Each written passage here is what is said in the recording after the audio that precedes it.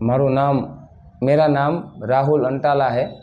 मैं अमरेली के गीगासन गांव से हूँ और मुझे 3 4 साल पहले काफ़ी तकलीफ़ थी कॉन्स्टिपेशन आदि की, और उसके इलाज के चक्कर में मैंने आयुर्वेद, एलोपैथी और थेरेपी भी अपनाई, गौमूत्र आदि।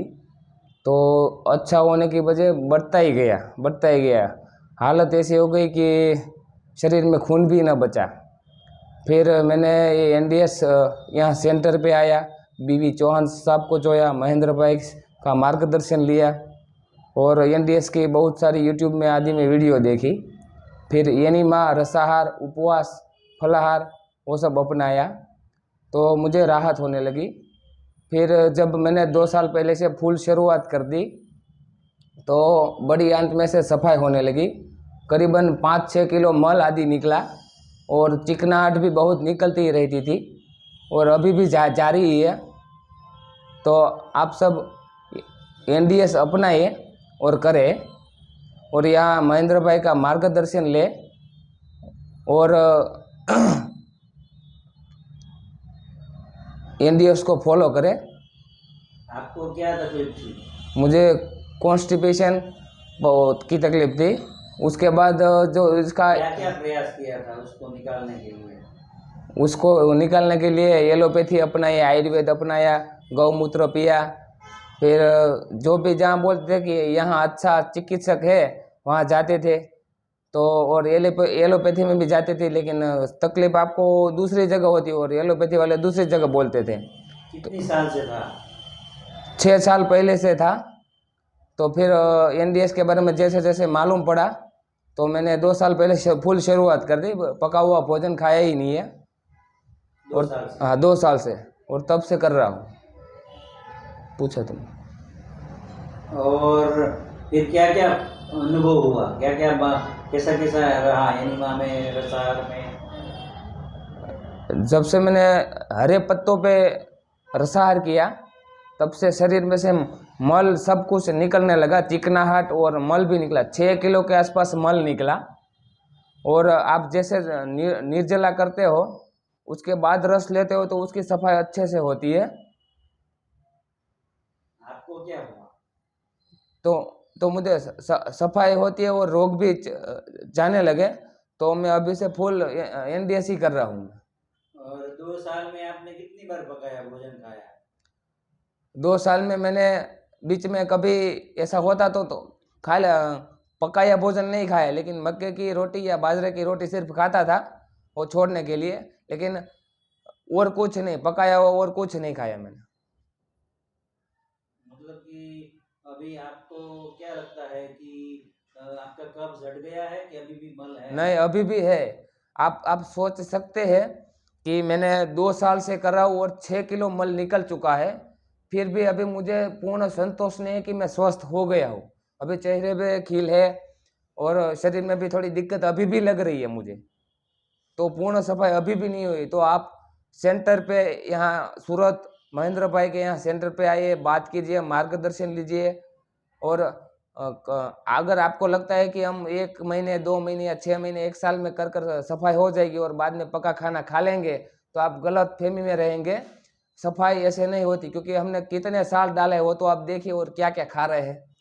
तो आप एनडीएस फॉलो करें और इसमें से निकलिए नहीं, क्योंकि यही सही रास्ता है।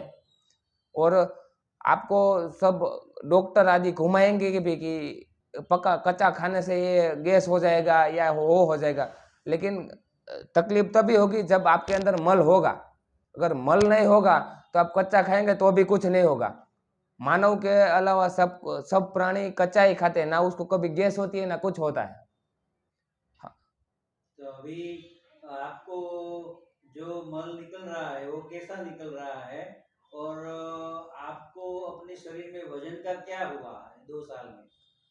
मेरा वजन तो 50 के नीचे जाता ही नहीं है। मैं 7 दिन न खाऊं तो भी 50 के नीचे नहीं जाता। और नीचे हाँ नहीं जाता? हाँ, नीचे नहीं जाता 50 के नीचे। और मैं कितना भी ग्लूकोज लूँ, कितना भी, जूस? हाँ, कितना भी जूस लूँ, गन्ने क्या बोलते हैं डॉक्टर लोग बोलते हैं कि अगर आप मीठा खाएंगे तो वजन बढ़ जाएगा, या घी वाला, मतलब चर्बी वाला खाएंगे तो वजन बढ़ जाएगा। मैं नारियल का दूध भी पीता हूँ, मूंगफली का दूध भी पीता हूँ और गन्ने का रस तो बहुत पीता हूँ। मेरा वजन बढ़ता ही नहीं है। प्रकृति में सब कुछ समतोल करने की व्यवस्था है। अगर हम प्राकृतिक भोजन करेंगे तो शरीर समतोल रहेगा, न वजन बढ़ेगा न घटेगा। लोग तो बोलते हैं ना कि कच्चा खाएंगे तो वजन कम हो जाएगा। नहीं, जब तक आपके शरीर में मल है तब कब आपको लगेगा कि मेरा वजन कम हो गया, लेकिन कम होगा नहीं। मैं अगर 7 दिन जूस पे रहूंगा या खाऊंगा नहीं, कुछ लूंगा नहीं, तब भी मेरा वजन 50 के नीचे नहीं जाता।